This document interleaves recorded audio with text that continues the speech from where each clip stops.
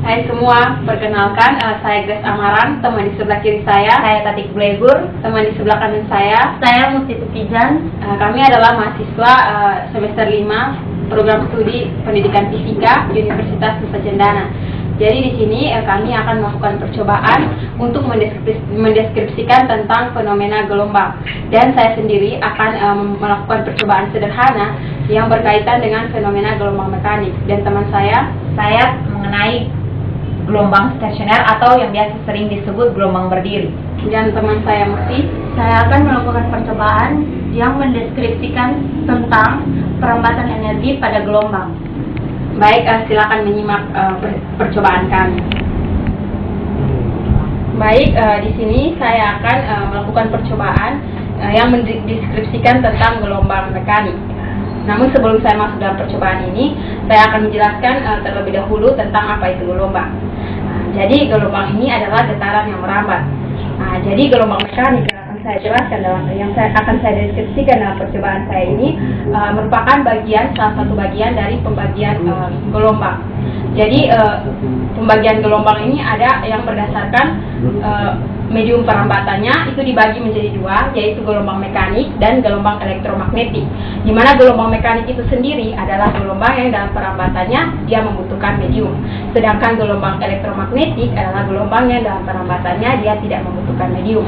Selanjutnya yang kedua adalah pembagian gelombang berdasarkan dengan arah rambat dan arah getar. Jadi itu ada dua juga, yaitu gelombang longitudinal dan gelombang transversal. Yang ketiga itu adalah pembagian gelombang berdasarkan dengan amplitudonya, ada gelombang berjalan dan gelombang tegak atau gelombang stasioner. Dan kali ini di sini saya akan mendeskripsikan tentang gelombang mekanik, atau yang sudah tadi saya jelaskan bahwa gelombang mekanik itu adalah gelombang yang membutuhkan medium dalam perambatannya. Nah, di sini sudah saya sediakan sebuah wadah yang di dalamnya berisi air yang sudah saya campurkan dengan zat pewarna makanan. Saya mencampurkannya dengan zat pewarna makanan tujuannya agar pola gelombang yang terbentuk nanti bisa teramati. Jadi di sini juga terdapat lilin mainan atau plastisin yang akan saya gunakan, di mana prosedurnya itu yang pertama saya akan menjatuhkan lilin mainan ini atau plastisin ini ke dalam air. Jadi kita akan menyaksikan bersama-sama bagaimana pola yang terbentuk ketika saya menjatuhkan lilin ini ke dalam air. Jadi baik, saya akan ulangi satu kali lagi. Ya, jadi ketika saya menjatuhkan lilin mainan saya akan ulangi sekali lagi. Jadi baik, ketika saya menjatuhkan lilin mainan atau plastisin ini ke dalam air, terlihat bahwa ada pola berbentuk lingkaran yang bergerak keluar dari dalam air, dan pola itu, ya saya ulangi lagi untuk lebih jelasnya. Ya, terlihat bahwa pola itu dia semakin lama bergerak semakin jauh dari titik pusat di mana saya menjatuhkan lilin mainan ini. Jadi sebenarnya konsep dari peristiwa ini adalah pada saat saya menjatuhkan lilin mainan ini, berarti saya memberikan gangguan terhadap sistem, atau sistem di sini adalah air ini. Jadi saya memberikan gangguan. Nah, saat saya memberikan gangguan, dengan sendirinya saya juga memberikan energi terhadap medium di sini, yaitu air di sini. Jadi ketika saya menjatuhkan lilin mainan ini, maka partikel-partikel dalam air ini mereka akan bergetar atau berosilasi. Partikel-partikel air ini mereka akan bergetar atau berosilasi, di mana itu terlihat bahwa partikel air ini bergerak naik turun dari titik keseimbangannya. Nah, karena mereka bergetar, kemudian getarannya ini merambat. Getaran yang merambat ini ditunjukkan dengan ketika tadi saya menjatuhkan lilin mainan ini, terlihat bahwa pola yang terbentuk itu dia bergerak semakin jauh dari titik di mana saya menjatuhkan. Berarti getarannya itu dia merambat. Jadi getaran yang merambat inilah yang disebut dengan gelombang.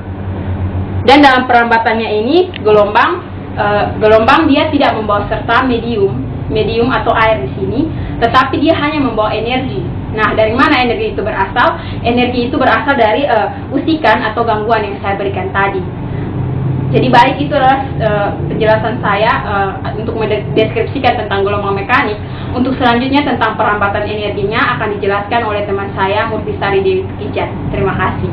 Nah, di sini saya akan melanjutkan percobaan dari yang teman saya melakukan sebelumnya.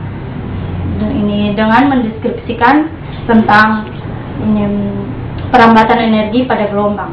Di sini saya telah menyediakan sebuah wadah yang berisikan plastisin sebagai pemberat wadah ini, dan juga sebuah sendok untuk alat untuk memberikan masukan atau gangguan. Nah, di sini pertama saya akan meletakkan wadah yang berisikan plastisin ini di atas permukaan air. Kemudian saya akan melakukan usikan atau gangguan. Nah, kita lihat pada saat saya memberikan usikan atau gangguan ini terjadi pola gelombang dengan jelas. Nah, di sini pola gelombang atau getaran yang merambat ini membawa serta energi sehingga ketika gelombang yang terbentuk tadi menyentuh dasar dari wadah ini, maka wadah ini akan berosilasi atau bergerak naik turun karena adanya usikan atau gangguan yang saya berikan tadi. Nah, di sini dalam kasus ini kita sudah membuktikan bahwa energi terdapat dalam perambatan gelombang. Pada kesempatan ini saya akan mendeskripsikan tentang gelombang stasioner atau yang biasa sering disebut gelombang berdiri. Di sini ada sebuah wadah yang berisikan air yang telah dicampur pewarna makanan. Guna dari pewarna makanan ini yaitu agar kita dapat melihat dan mengamati pola gelombang yang terbentuk. Nah, seperti yang telah dijelaskan sebelumnya, salah satu dalam pembagian gelombang yaitu berdasarkan amplitudonya. Antara lain ada gelombang berjalan dan ada gelombang stasioner atau gelombang berdiri. Sebelumnya, wadah ini di bagian sini saya akan memberi di bagian sini kita sebut sebagai titik A dan yang sebelahnya kita sebut sebagai titik B. Gelombang stasioner merupakan penggabungan dua buah gelombang berjalan yang dipantulkan sepanjang lintasannya sendiri. Jadi, pada wadah ini saya akan memberikan gangguan seperti ini. Kita lepas. Ada gelombang yang terbentuk, dipantulkan dari titik A ke titik B, kemudian diam. Kita lihat sekali lagi, saya berikan gangguan pada wadah ini. Kita lepas. Terjadi pantulan gelombang dari titik A ke titik B, kembali ke titik A, ke titik B, dan kemudian diam. Nah, di sini kita bisa lihat bahwa ketika saya memberikan gangguan secara terus-menerus pada wadah ini, maka akan terjadi pola gelombang yang dipantulkan secara berulang-ulang. Nah, jika gangguan ini saya berikan secara beraturan seperti ini, maka akan terjadi pantulan secara terus-menerus dan akan tercipta satu titik di mana titik ini dinamakan gelombang berdiri. Nah, di sini akan terdapat satu titik yang tidak terjadi osilasi lagi, atau gerakan akan berulang dalam selang waktu tertentu. Terima kasih. Oke, sekian percobaan sederhana kami mengenai fenomena gelombang. Semoga percobaan kami tadi bisa bermanfaat bagi kita semua. Akhir kata, love